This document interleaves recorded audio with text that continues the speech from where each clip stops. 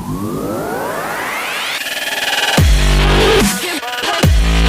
is happening, Mihkel?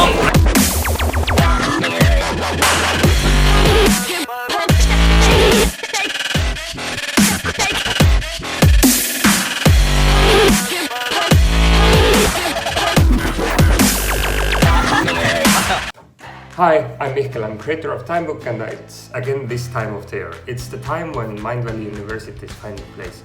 Maybe you remember last year I went to Barcelona with 300 amazing persons all over the world to learn from the greatest teachers, and it was a really magical and memorable moment for me. A full month.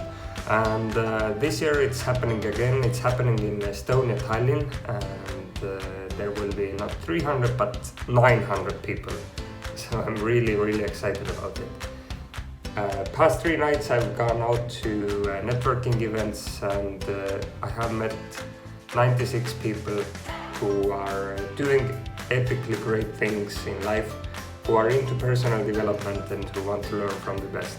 And Mindvalley and Mindvalley team has put together this event, and I'll let them introduce it to you shortly. It didn't take me long to know that I have found my people, my culture, my lifestyle, and my future vision. And I had a dream back then. A dream to one day bring what Mindvalley represents and is all about to my home country, Estonia.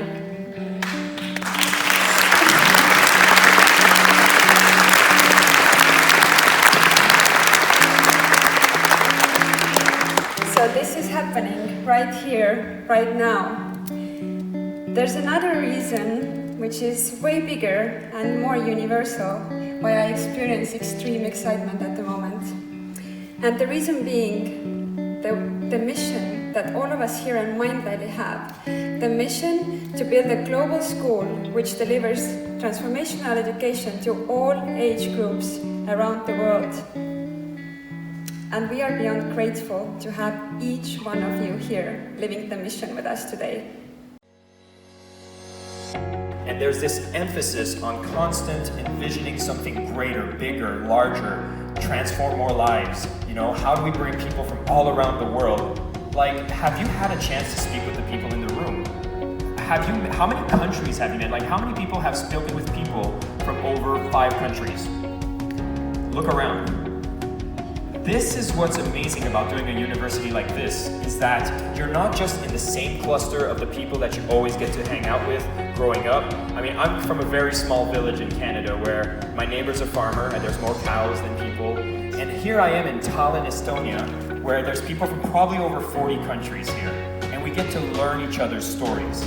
And that's fascinating. Like, how much more unity do we want to bring into the world than having a conversation with someone who has a completely different background?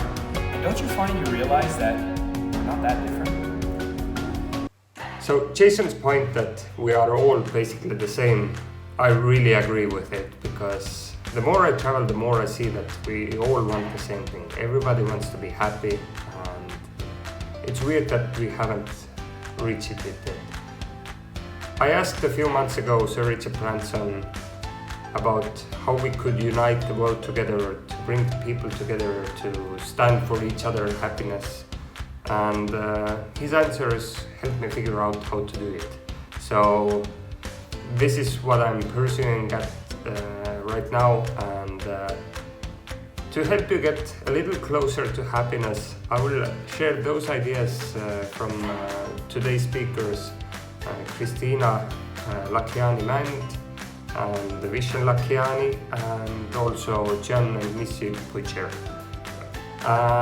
Check those videos out and take some notes. There is a research that shows that if you express gratitude on a daily basis for 30 days, your perception of your own happiness goes up 25%. That no matter what happens, as long as I have myself, I will get back to being okay.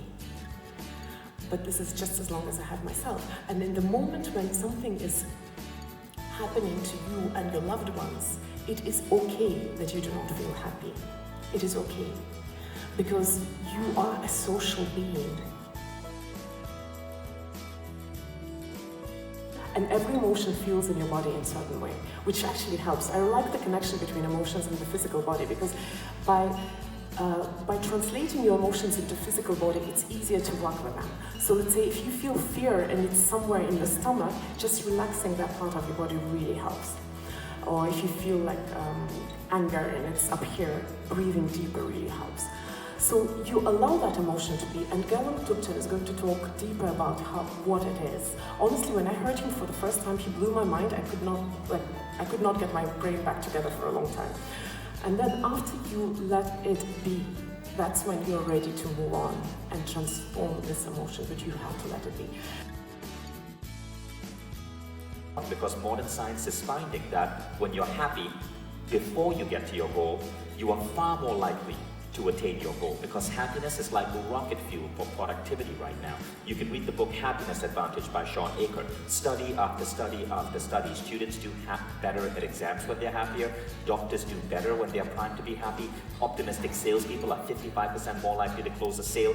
But you can hack happiness. Happiness doesn't often come from you hitting a big goal. Often happiness comes from those little things. So remember what Kristiina spoke about. So you simultaneously want big visions, but you want to learn the art of hacking happiness. And that art is what I term blissdiscipline, the discipline of bliss. Yeah. And gratitude, like you said, is the pimp daddy of that. That's right. It's a journey, you guys. It's a journey, and if there's any destination, happiness should be the destination, but it's also, Aristotle said, happiness is the meaning and the purpose of life, the whole aim and end of human existence. So happiness is the criteria. Happiness is the criteria for setting goals. Will this make me truly happy? Happiness is the criteria for deciding what strategies we're going to use on our way to achieving those worthy goals. If the strategy is going to make you miserable, it's going against what you should be doing. Happiness is what it's all about. And unfortunately today you don't see too many happy people out there. We've got a very stressful, chaotic world. And our job is to create a lot more happiness. So. And you can hack it, like what's secretly making me happy right now, because I'm smiling on stage, because I'm thinking about all the parents here who have to explain the word pimp daddy to their 6-year-old. Right? How's your mama? Good. Sorry about That tool, which has every question, every answer to every question you could ever care to ask, in your pocket, at the speed of light. When has that ever been possible in human history before? You got one of those things, you got Harvard courses. You can do anything you want with that thing. You can use it to take your life to a level that would have been impossible for any generation before you, or you can ruin your life with it completely. So what's the inoculation? We think, it's called self-responsibility. And that's what we're doing.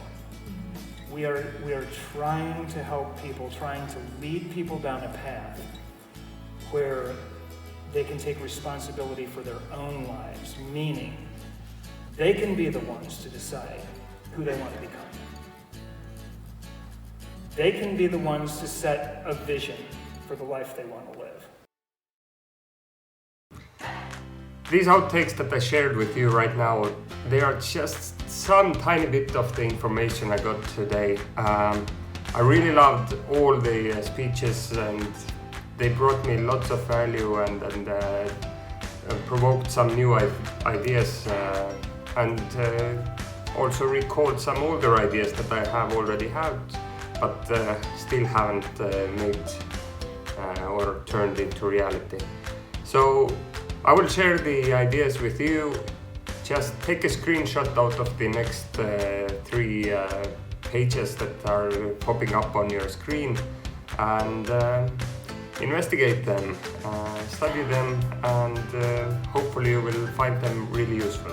I'm going to make another video for day 2, and I'm going to take lots of time this month to not only learn and study it and implement it in my life, but also to share it with you guys, and I hope you will find lots of value out of it.